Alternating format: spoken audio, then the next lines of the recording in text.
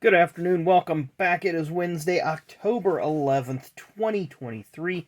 We are almost halfway through the month, so this is going by really, really quickly. I believe we have about 81, 82 more days left in the calendar year. So once we get through with this series, we'll probably just come up with something to do every once in a while to add a little more content. Um, so we got three events, two birthdays to talk about today. 1970 on this day, so that's going way, way, way back in the machine. At Charlotte Motor Speedway, Leroy Yarborough won his final career Cup Series race. So Leroy had kind of an up and down career, and later on in his life, he had some. I don't want to say like dementia, but he had some issues of that ilk where he had some brain injuries after a fall, apparently, and then had some bad spells and passed away, I believe, in December of '84, if I remember correctly. But, it was sad to see a promising driver have the career that he had and then later on wasn't able to really fulfill what could have been. I don't remember all the details of everything. I just know that there was a lot that went on in his life. On this day in 1987, Bill Elliott wins at Charlotte Motor Speedway. Again, no big deal there. This was a race of attrition, and there was a couple big stories.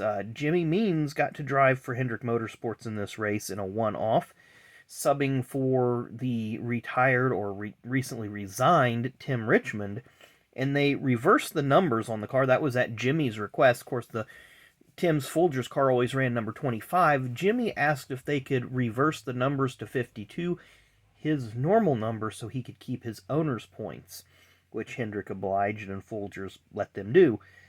Jimmy qualified a career best fifth, but ended up getting taken out in a very, very early race accident, like literally the first 25 or 30 laps. So, very, very bad end to that Cinderella story. But this race did have two first-timers finishing in the top 10. Larry Pearson finished a strong sixth, and in what was, I believe, his third or fourth Cup Series start, as well as Ernie Irvan finished eighth or ninth. This is off the top of my head, but again, it was like his third or fourth Cup Series start, and he wasn't driving the 56 car. He was driving DKL. I believe he was driving DKL 6 car, but he flipped back and forth between the 6 and the 56 during the end of '87, so it's really hard for me to remember. I actually believe he was in the 56 car of Mark Reno that day. But two drivers having very, very strong runs early in their Cup Series careers. And then on this day in 1992, you always talk about the greatest race. That's the title of Rick Houston's book, that NASCAR's Greatest Race, that talks about the 92 Hooters 500. Big read. I highly recommend that. But this race, I believe, really helped to set that race up, because your two title contenders for most of the year, Bill Elliott and Davey Allison, had horrible runs. Bill finished 30th, was out of the race. Davey struggled all day, finished 19th.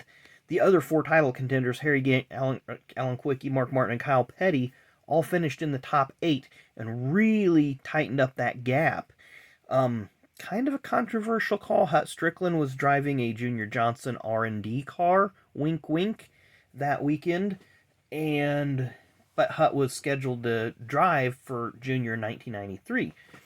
Well, Bill Elliott had dropped out of the race, per the racing reference on lap 310, and I remember this race. Strickland was getting close to passing Elliott in the lap count, and I believe Junior Johnson ordered him to park so Bill would not lose 3 more points. So think how that would go over in today's NASCAR if one team owner ordered their car to park. I believe that happened with one of the teams, not Spire, but Rick Ware Racing, and manipulating the points way back in like 2015 or 18 or something, and they got a huge penalty.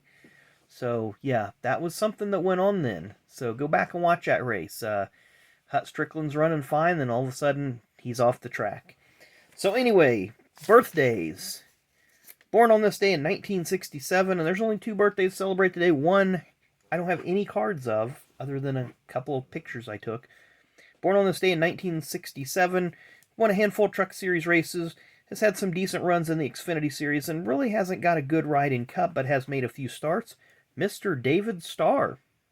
So He's been running on again, off again, just wherever he can get some funding to take him to whatever teams. He's ran recently with Our Motorsports this year. He's ran with, I believe, SS Greenlight Racing, the Bobby Dotter team.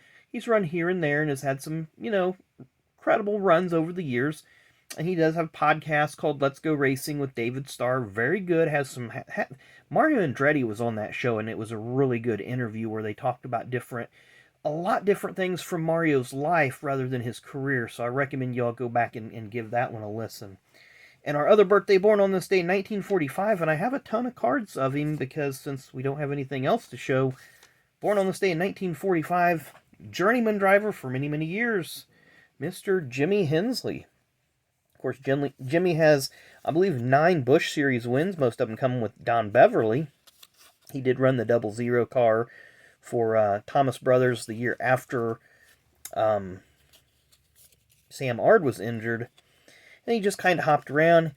Then in 92, he got the call from Cale Yarborough to move up to the Cup Series full-time to drive the 66 Trop Arctic car. And wouldn't you know it, he went out and wins Rookie of the Year. Of course, it was kind of like Rookies of the Year now, where there's only 1 or 2 people vying for it. But still, he became the second oldest Rookie of the Year at age 47. 1993, he started off subbing for Jimmy Means, who got injured at Daytona.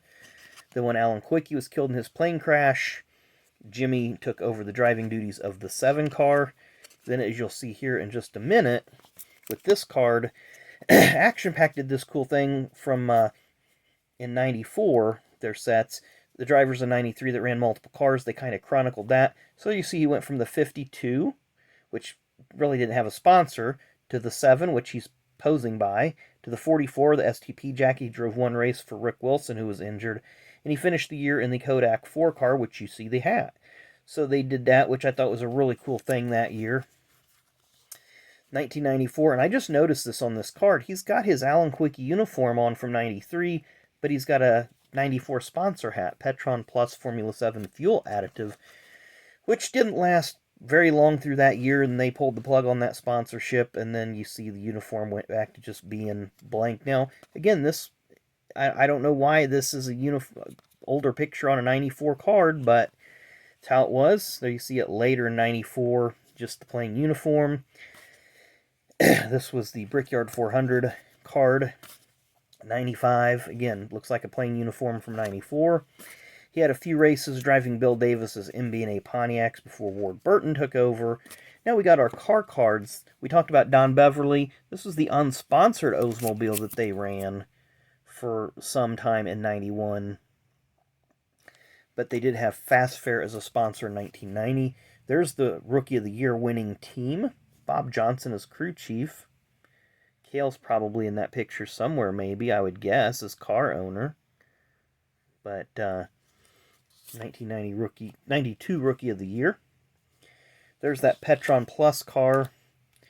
And as you see, the car started off the year just kind of generic, and then they went to this crazy paint scheme, and eventually they pulled the labels off when, I guess, the money dried up. That was the car they ran at the Brickyard, but it actually did have sponsor from Bondo and Marhide. But for whatever reason, in the Max one, they blurted out the sponsorship. Drove for Dean Myers Active Trucking briefly in 95 when Chuck Bound was recovering from injuries. Again, he had a few races with Bill Davis. And then he did have a Truck Series career. This is the only Truck Series card that I got at Jimmy early on in the trucks. So he did win some races there. Won some races for Petty. So he had a really, really good career overall. You know, he did something that most of us only dream of, is going out and making a living going in circles, and he was able to do that for quite some time. So anyway, happy birthday to Mr. Hensley, Mr. Starr. Hope you guys enjoy your days. Hope everybody has a great day out there today. Thanks again for watching. Make sure you come back tomorrow. Hit that like and subscribe button on the way out. It would really, really mean a lot. Thanks again.